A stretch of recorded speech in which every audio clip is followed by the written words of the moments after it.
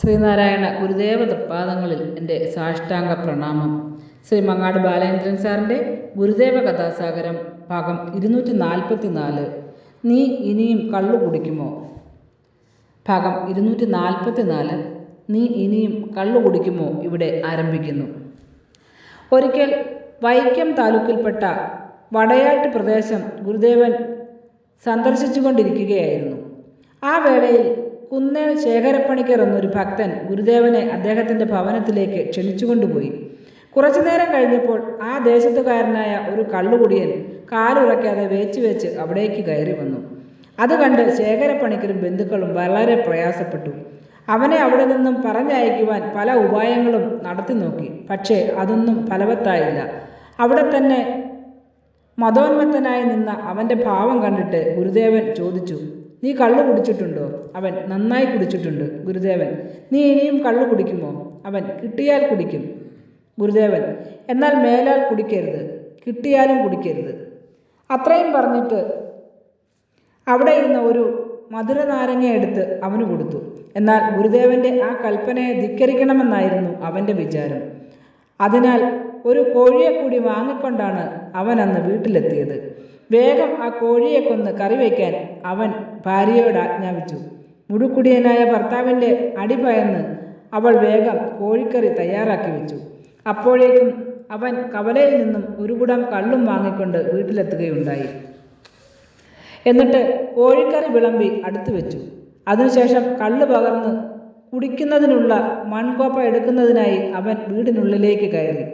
അടുത്ത നിമിഷം വലിയ ഉച്ചത്തിൽ അലറി വിളിച്ചുകൊണ്ട് അവൻ പുറത്തേക്ക് ചാടിയിറങ്ങി.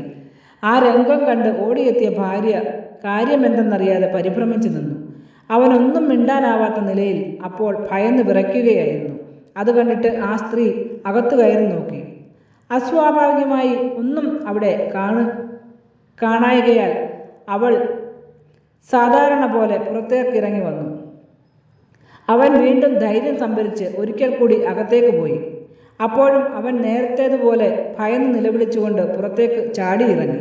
ആ ബഹളം കേട്ട് അയൽപക്കക്കാരൊക്കെ ഓടിക്കൂടി. അവർ അവനെ സമാധാനിപ്പിച്ചിട്ട് കാര്യമെന്തെന്ന് അന്വേഷിച്ചു.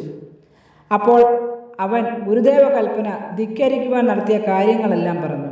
പിന്നീട് അവൻ്റെ ഭാര്യ എത്ര നിർബന്ധിച്ചിട്ടും അവൻ പുരയ്ക്കുള്ളിലേക്ക് കയറുകയുണ്ടായില്ല. ഒരാൾ ഒരു ശൂലവും പൊക്കിപ്പിടിച്ച് തന്നെ കുത്തുവാൻ അതിനുള്ളിൽ നിൽക്കുന്നതായി അവൻ പരിഭ്രമത്തോടെ പറഞ്ഞുകൊണ്ടിരുന്നു. അതെല്ലാം കണ്ടു നിന്ന അവൻ്റെ ഭാര്യ ഉടനെ കുന്നേൽ വീട്ടിലെത്തി ഗുരുദേവനെ കണ്ട് സങ്കടം പറഞ്ഞു. അപ്പോൾ അല്പം ഭസ്മം കൊടുത്തിട്ട് അവൻ്റെ നെറ്റിയിൽ പൊത്തുവാൻ കൽപ്പിച്ചു. അങ്ങനെ ചെയ്തതോടെ അവൻ പിന്നീട് കള്ളു കുടിക്കാതായി.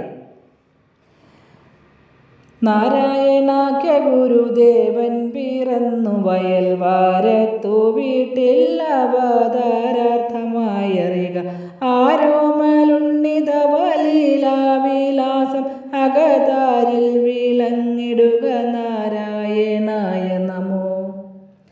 ശ്രീ മങ്ങാട് ബാലേന്ദ്രൻ സാറിൻ്റെ ഗുരുദേവ കഥാസാഗരം ഭാഗം 244 നീ ഇനിയും കള്ളു കുടിക്കുമോ ഇവിടെ അവസാനിച്ചിരിക്കുന്നു.